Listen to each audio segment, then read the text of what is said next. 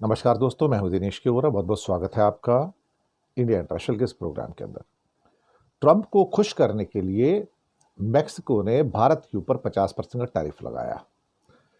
मुझे लगता है कि जो 8.9 बिलियन डॉलर का जो हमारा ऑटोमोबाइल का जो मेन व्यापार है उसमें से उसको एक ऐसा झटका लगा है जिससे उभर पाना इतना आसान नहीं होगा और इसका असर हमारे रुपए पर भी देखने को मिल रहा है। यूएई और सऊदी के बीच में टसल बढ़ रही है।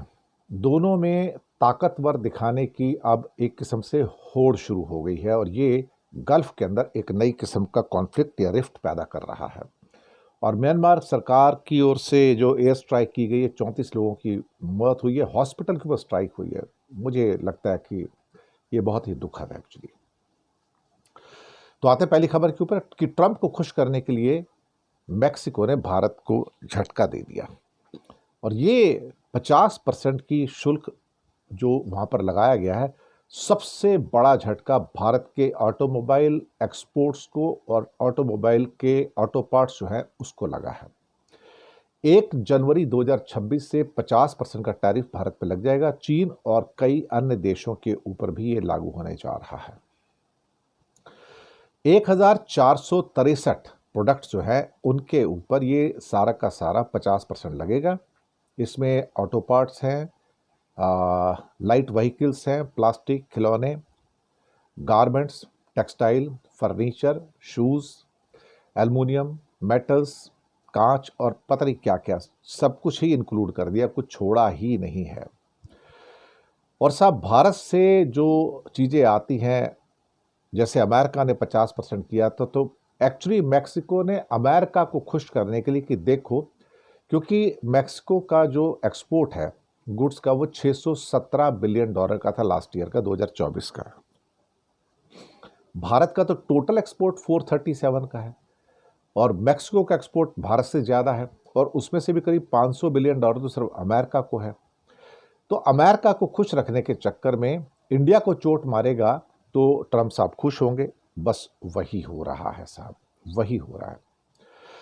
टॉप 10 के जो हमारे ट्रेड पार्टनर्स हैं उसमें मेक्सिको भी आता है और हमारी स्कोडा गाड़ियाँ, मारुति, hyundai, फॉक्सवैगन, इन सब की जो मैक्सिमम जो सेल होती है वो मेक्सिको में ही होती है। 15 लाख गाड़ियाँ वहाँ पर हर साल बिकती हैं, जिसमें छोटी गाड़ियों की संख्या काफ़ी है। तो भारत से जो छोटी गाड़ियाँ हैं, मारुति की हों, स्कोडा की हों, hyundai की हों, सब बड़ी संख्या में मेक्सिको में जाती है और मेक्सिको बड़ी मार्केट है वहाँ पर। भारत के लिए सबसे बड़ी मार्केट मेक्सिको ही है, ऑटो पार्ट्स के लिए भी और ऑटोमोबाइल्स के लिए भी। अब यहाँ पर वहाँ की जो प्रेसिडेंट है शीनबॉम, वो ट्रंप को खुश करना चाहती हैं और खुश करने के चक्कर में वो हर कोशिश करती नज़र आ रही है जिसके द्वारा कि भारत को चोट मारी जाए, चीन को चोट मारी जाए। चीन तो निकल जाएगा आगे पीछे करके, क्योंकि चीन ने अपनी फैक्ट्रियाँ वहाँ लगा ली हैं। एमजी मोटर्स और बीवाईडी की फैक्ट्रियाँ मैक्सिको में हैं, तो इंपोर्ट करने की ज़रूरत नहीं, तो वो तो बच जाएंगे।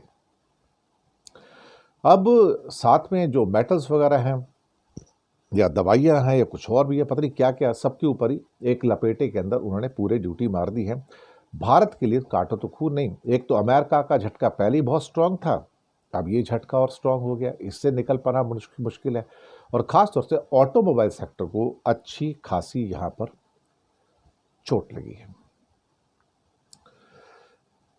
गल्फ में कुछ नई जंग शुरू हो गई। सऊदी और यूएई के अंदर कड़वाहट बढ़ चुकी है। यमन को लेकर ये कड़वाहट बढ़ रही है क्योंकि यमन का जो साउथ यमन जो अब डिवाइडिंग फोर्स है, अब वो यूएई के प्रभाव में है और वहाँ पर जो उनकी एसटीसी ऑर्गेनाइजेशन है, सदर्न ट्रांजिशनल काउंसिल, जिसको यूएई हथियार वगैरह देता रहा है, और उसने साउथ ईस्ट के जो इलाके हैं सारे के सारे उस पर कब्जा कर लिया है। यहाँ पर तेल भंडार भी हैं, मैं आपको बताऊँ।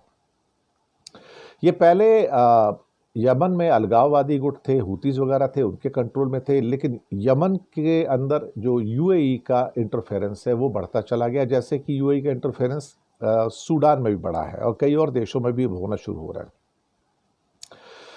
और सऊदी इससे खुश नहीं था, तो सऊदी को लगा कि यूएई कैसे यहाँ पर आ रहा है, और वो क्योंकि यमन जो है सऊदी बॉर्डर के ऊपर है, अब उसको लेकर दोनों देशों के बीच में तनातनी बढ़ चुकी है। खासतौर से सऊदी और यूएई के बीच में कड़वाहट ताज़ा हो गई है। हालांकि उनके अपने जो न्यूज़ चैनल्स हैं वो अपने अपने हिसाब से एक दूसरे के ऊपर दोषारोपण कर रहे हैं। लेकिन मुझे लगता है कि यमन को लेकर सऊदी और यूएई के स्टैंड्स बिल्कुल अलग हैं, क्योंकि यूएई का तो डायरेक्ट उसमें इंटरफेरेंस है, जो एसटीसी को, जो सदर्न ट्रांजिशनल काउंसिल को जो सपोर्ट है, जो हथियार भी दिए जा रहे हैं, तो एक किस्म से यूएई यमन में वही कर रहा है जो सूडान में कर रहा है वहाँ पर, कि उनको हथियार देना वहाँ पे रैपिड सपोर्ट फोर्स को, और उसके बदले में सोना लेना। ये बात सबको पता है। अब सारा का सारा ये जो मसला अब निकल कर आया है, कहने को तो हर आदमी ये कहता है कि इसका मकसद ये है कि वहाँ पर स्टेबिलिटी होनी चाहिए और सिक्योरिटी होनी चाहिए, लेकिन शायद यूएई के, यानी कि दुबई अबू धाबी के कुछ जो ख्वाब हैं वो कुछ ज़्यादा बड़े हैं। वो शायद एक्सपेंशन में जाना चाहते हैं और उस दुनिया में अपने पैसे की बदौलत वो अपना प्रभुत्व भी बढ़ाना जा रहे हैं। मुझे लगता है कि ये जो पनपती हुई दोनों के बीच में एक किस्म से जो कंपटीशन है, ये जियोग्राफिकल भी है, ये पॉलिटिकल भी है, और ये जियो इकोनॉमिक भी है और जियो पॉलिटिकल भी है।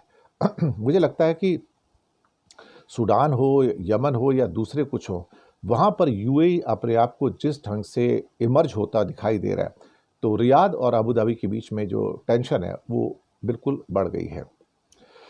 अब यूएई की एक 71 नाम की एक वेबसाइट का कहना है कि ओपेक के अंदर जो मतभेद है और तनाव, वो अबू धाबी और रियाद के लिए अब गठबंधन के लिए खतरा बन रहे हैं। अब इसमें इकोनॉमिस्ट मैगजीन के अंदर भी एक चर्चा हो रही है कि क्या यूएई ओपेक को तोड़ देगा। अब यूएई ने कार्टेल के नियमों को उन्होंने बताया कि बड़े पैमाने पर तोड़ा है, और उनका कहना है कि ओपेक को बढ़ाने वाले सऊदी ने हमेशा जो इसके प्रिंसिपल्स हैं उसको ध्यान रखा है, लेकिन उसने इसको वायलेट करने वालों के खिलाफ उसने कोई बहुत ज़्यादा कड़े कदम नहीं उठाए हैं। और मुझे लगता है कि कहीं ना कहीं यूएई जो है इस समय अपने आप को असर्ट कर रहा है, जियोपॉलिटिकली असर्ट कर रहा है। एक नया फ्लैश पॉइंट बन रहा है यूएई वर्सेस सऊदी के लेकर, ये बात तो बिल्कुल सही है। एक अंतिम खबर पे आते हैं कि म्यांमार के अंदर म्यांमार की आर्मी ने बड़ा एयर स्ट्राइक किया, हॉस्पिटल तबाह हो गया, 100 से ज़्यादा लोग घायल हुए हैं, 34 से ज़्यादा लोगों की मौत हो गई है।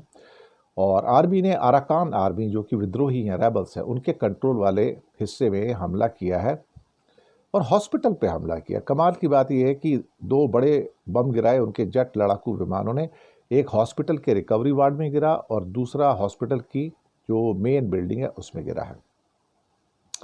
34 लोगों की मौत हुई है, 17 महिलाएं और 17 पुरुष, और इमारत भी काफ़ी हद तक नष्ट हुई है, साथ में खड़े कई वाहन भी नष्ट हो गए हैं, और एक किस्म से कहा जाए तो 100 से ज़्यादा लोग उसमें पूरे के पूरे जो हैं वो घायल हुए हैं। तो म्यांमार का गृह युद्ध जो है वो रुकने का नाम नहीं ले रहा है। बहुत बहुत शुक्रिया आपका। चैनल को सब्सक्राइब कीजिएगा, हो सके तो छोटी छोटी आर्थिक मदद भी कर सकते हैं। नीचे हमने आपके लिए यूपीआई नंबर और बैंक अकाउंट नंबर दोनों दिए हैं। किसी एक को चुनकर छोटी सी मदद करेंगे तो अच्छी पत्रकारिता को बचाने में आप हमारे सहयोगी भी बनेंगे। धन्यवाद।